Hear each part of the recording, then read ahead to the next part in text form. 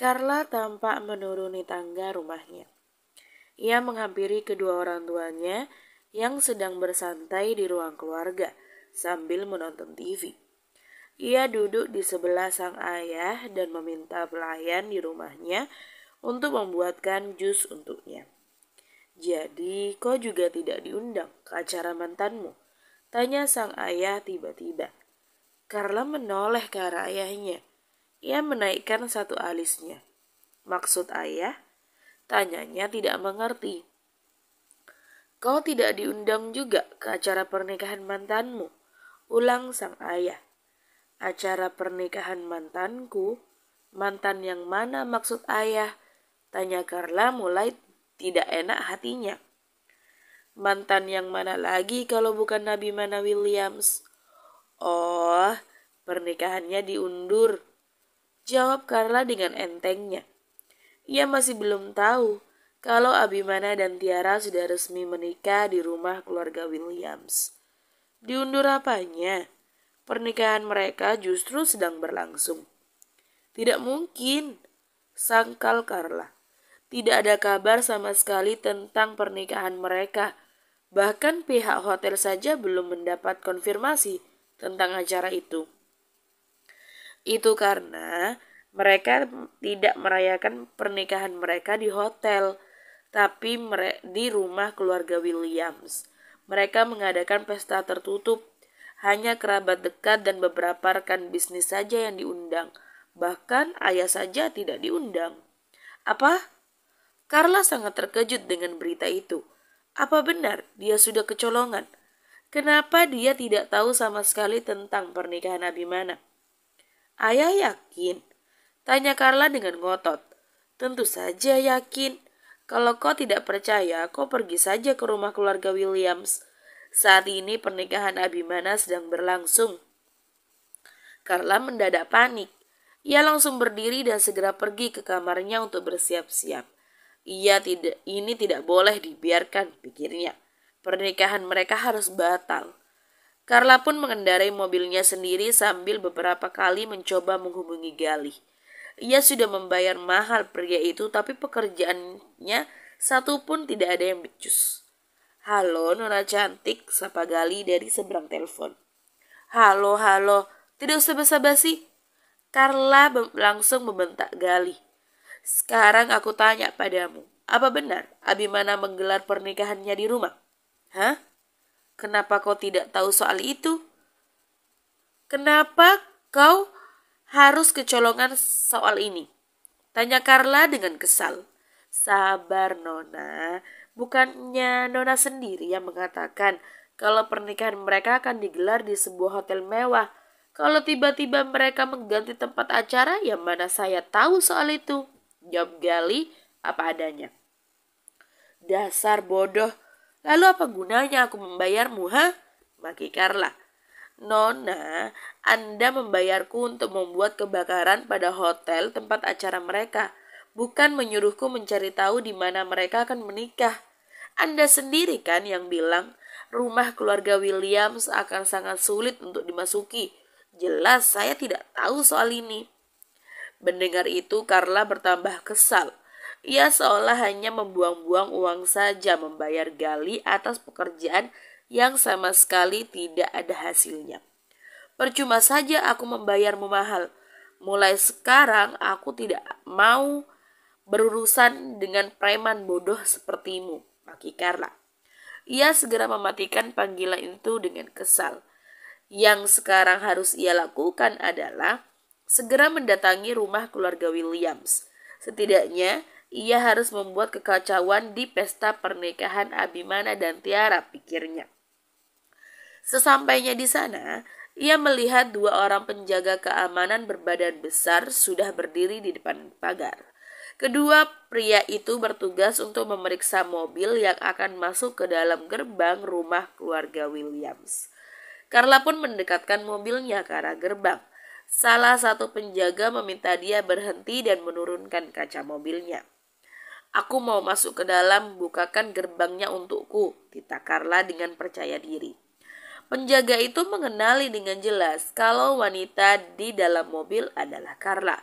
Maaf Nona, Anda tidak diizinkan masuk. Lebih baik Anda segera meninggalkan tempat ini. Carla tercengang.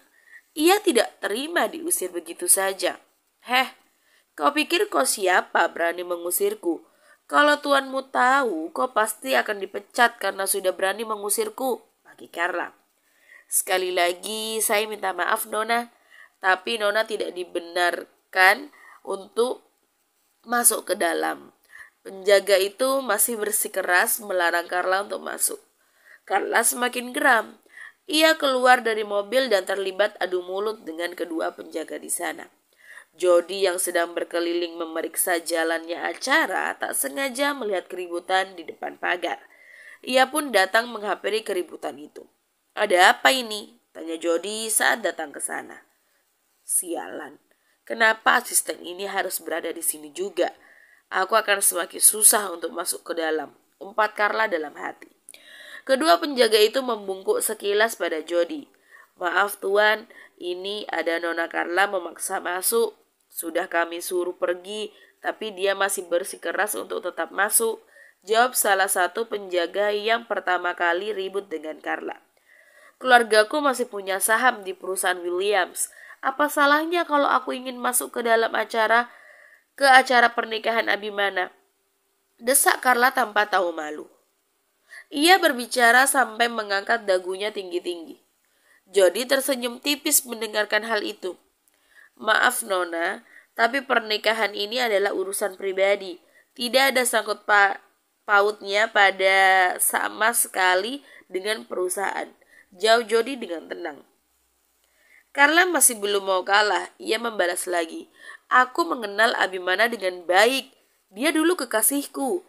Dia pasti mengizinkanku masuk ke dalam. Kedua penjaga keamanan yang mendengar itu menahan tawa karena menganggap Carla sangat tidak tahu malu.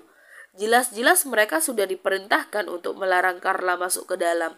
Tapi wanita ini seolah-olah telah mendapatkan undangan ke acara pernikahan itu. Apa Nona memiliki undangan resmi dari Tuan Abimana? Tanya Jody. Carla terdiam. Mana mungkin dia memiliki undangan itu, sedangkan ia saja baru tahu tadi kalau Abimana menikah hari ini. Tanpa undangan Abimana pasti mengizinkanku untuk masuk. Jawab Carla dengan percaya dirinya. Jody menggelengkan kepalanya. Maaf Nona, tapi sesuai perintah langsung dari Tuan Abimana, Nona dilarang untuk hadir ke acara pernikahannya. Bahkan Nona juga sudah di blacklist untuk tidak diizinkan masuk ke dalam rumah keluarga Williams. Wajah Carla langsung memerah. Ia sangat marah diperlakukan seperti itu. Tidak mungkin, kau pasti mengada-ngada, bantah Carla. Jody sudah malas meladeni Carla. Ia memberi kode pada kedua penjaga keamanan agar mengusir wanita itu. Heh, apa-apaan ini? Lepas, aku bisa pergi sendiri, teriak Carla saat tangannya dipegang oleh kedua penjaga keamanan.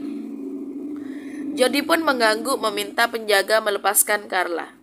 Wanita itu tampak mengibaskan tangannya yang tadi dipegang oleh para penjaga.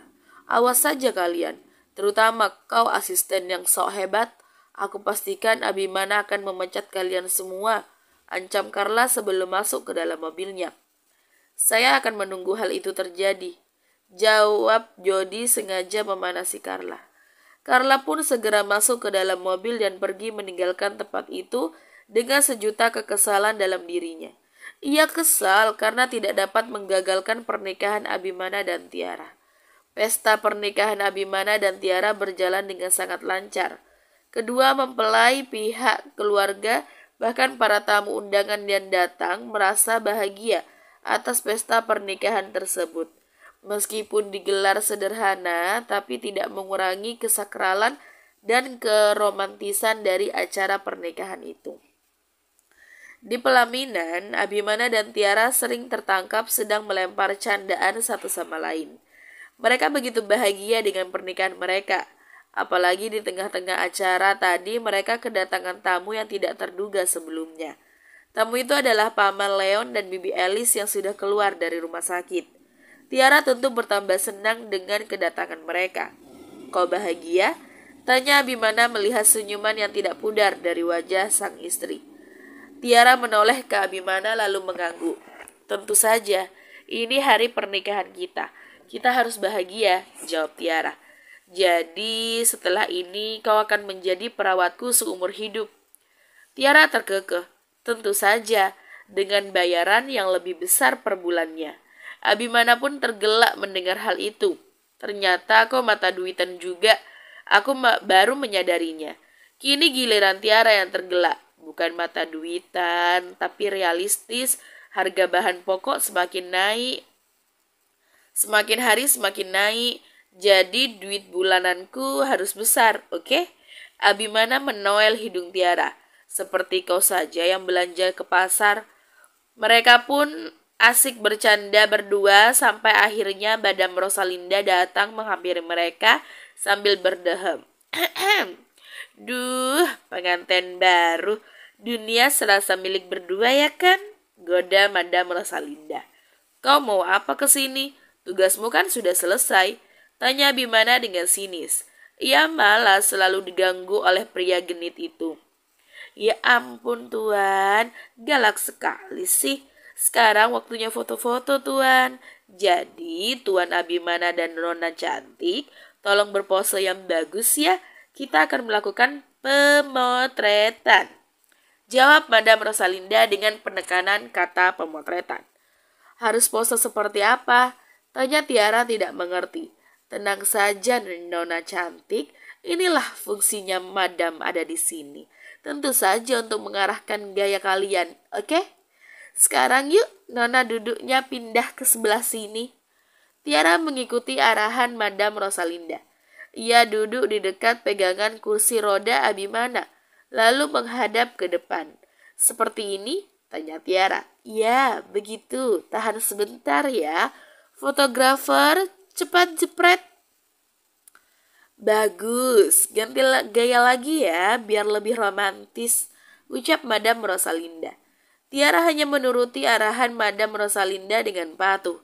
Sementara Abimana beberapa kali mendelik pada pria genit itu saat ia diminta tersenyum lebar.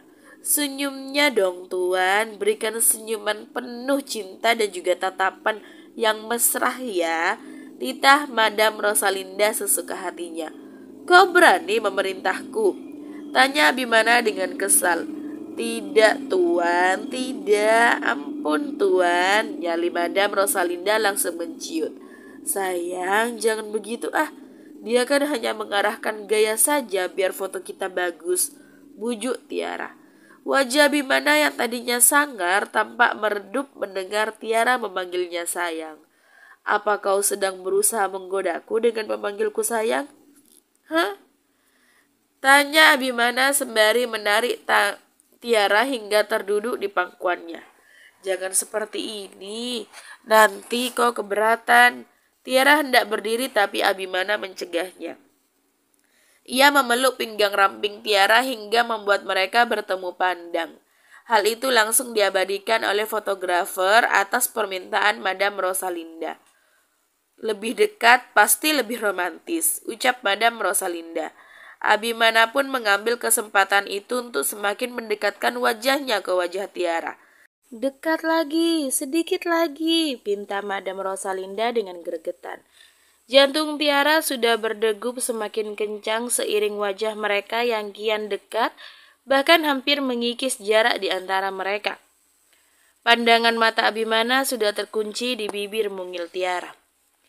Tiba-tiba tanpa aba-aba apapun, Abimana langsung menempelkan bibirnya ke bibir lembut merah muda milik Tiara. Sontak Tiara langsung merasa ada yang berdesir dalam dadanya.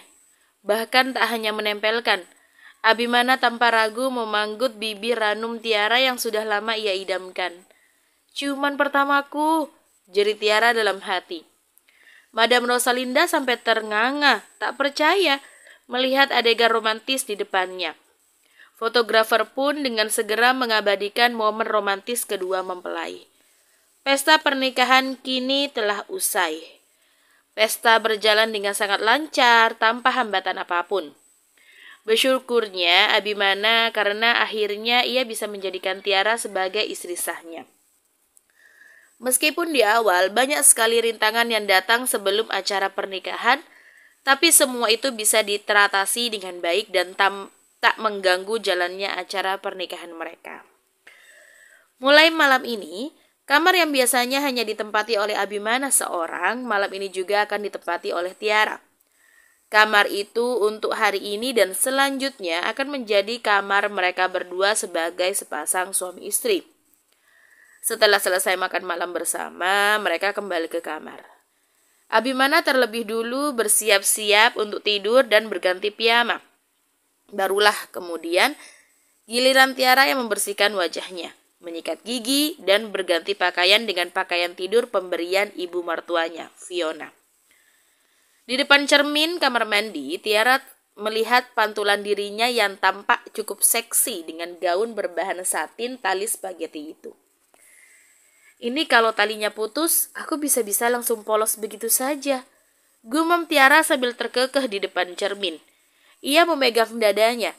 Rasanya ia deg-degan sekali mau keluar dari kamar mandi. Kalau Abi melihatku berpakaian seperti ini, bagaimana ya reaksinya? Apa aku pantas berpakaian seperti ini? Jangan-jangan dia tidak suka lagi melihat aku memakai pakaian ini. Nanti kalau dia bilang aku kampungan bagaimana? Dia kan suka mengataiku seperti itu. Gerutu Tiara pada dirinya sendiri. Apa mungkin dia akan memujiku cantik? Atau bahkan dia akan menciumku lagi seperti tadi siang? Bisa-bisanya dia mengambil ciuman pertamaku tanpa bilang-bilang terlebih dahulu.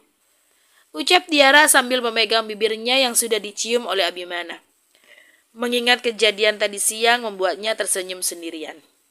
Sementara itu, Abimana sendiri sudah menunggunya sambil bersandar di atas tempat tidur. Ia penasaran kenapa Tiara lama sekali keluar dari kamar mandi. Tak dipungkiri, Abimana pun sejujurnya merasa cukup gugup malam ini. Ia bingung harus bagaimana untuk menghabiskan malam ini bersama Tiara. Setiap melihat Tiara, hasratnya selalu membuncah dengan hebat. Ia ingin sekali segera memiliki gadis itu dengan seutuhnya. Tapi di sisi lain ia bingung harus bagaimana melakukannya. Kakinya masih belum dapat bertumpu dengan baik. Ia tidak mengerti harus menggunakan gaya apa nanti. Kenapa aku balas semesum ini? Gerutu Abimana. Mana mungkin aku meminta Tiara yang berada di atas. Kasihan dia. Cuman saja masih kaku, apalagi urusan yang itu. Abimana tampak menggaruk kepalanya yang tidak gatal. Ia frustasi harus bagaimana nanti. Sebaiknya aku menahan diriku dulu sampai aku benar-benar sembuh. Biar aku yang mengajarinya nanti, ucap Abimana. Baru saja bicara begitu, sang istri pun keluar dari kamar mandi dengan gaun satin yang mengekspos bagian atasnya, dada dan paha mulusnya, sehingga Abimana merasa sulit menelan salivanya. Sial, aku tarik kata-kataku tadi. Kalau dia berpakaian seperti itu, aku mana bisa tahan, umpat Abimana dalam hati. Tiara pun berjalan mendekati ranjang dengan malu-malu dan ikut duduk di samping Abimana. Saat ia duduk, gaunnya malah semakin tertarik ke atas. Mata Abimana sampai tak berkedip melihat itu. Mau tidur sekarang? Tanya Tiara basa-basi. Abimana langsung berdehem menghilangkan rasa gugupnya. Iya, tentu saja. Mau apa lagi kalau bukan tidur? Jawab Abimana sambil mencoba untuk tenang. Oh, baiklah, saut Tiara. Tapi keduanya masih belum mengubah posisi. Mereka masih saling duduk dan berdiam diri. Entah apa yang mereka pikirkan saat itu. Hanya mereka berdua yang tahu. Katanya mau tidur. Kenapa diam aja? Tanya Tiara. Oh iya, ini juga mau tidur, jawab Abimana. Abimana mulai melorot ke bawah dan mengambil posisi berbaring terlentang. Melihat Abimana sudah berbaring, Tiara menarik selimut lalu menyelimuti mereka berdua. Tiara pun ikut berbaring dengan posisi membelakangi suaminya. Satu sentuhan di pundaknya membuatnya berjingkit terkejut. Kenapa membelakangi suamimu? Tanya Abimana tepat di belakang tengkuk sang istri sehingga membuat Tiara meremang. Tiara pun memejamkan mata, menghela nafas dalam-dalam, lalu berbalik ke arah suaminya. Apa mau seperti ini? Tanya Tiara yang sudah saling bertatapan dengan suaminya. Begini lebih baik. Jadi kapanpun aku mau, aku lebih mudah menciummu. Jawab Abimana dengan tatapan nakalnya. Kau curang, kau sudah mengambil ciuman pertamaku, protes Tiara. Kalau begitu, bolehkah aku mengambil yang kedua? Tanya Abimana sembarangan. Tapi ternyata ia malah mendapatkan respon yang baik dari sang istri. Tentu saja, kau bahkan sudah berhak atas diriku. Jawab Tiara malu-malu. Mata Abimana langsung berbinar. Ia tidak membuang kesempatan untuk menarik dagu istrinya. Lalu kembali memanggut bibir merah muda yang kini membuatnya candu. Jantung Tiara pun kembali berdetak cepat tak karuan. Jika tadi siang Tiara hanya diam saja, tidak membalas ciumannya, tapi tidak dengan kali ini. Gadis itu melakukan apa yang Abimana lakukan. Ia ikut balas memanggut bibir suaminya sehingga membuat Abimana melenguh karena nikmat. Bersama.